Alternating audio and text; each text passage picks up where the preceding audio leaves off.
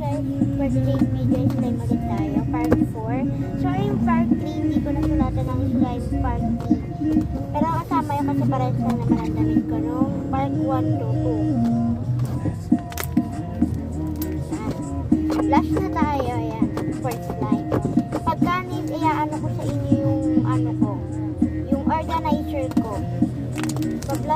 Papakita ko sa inyo. Pero kung gusto nyo ipakita ko sa inyo yung organizer ko, please like and comment.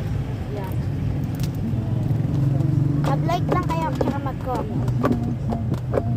Tsaka subscribe. Yan. Paka-subscribe na rin po ako sa YouTube account ko.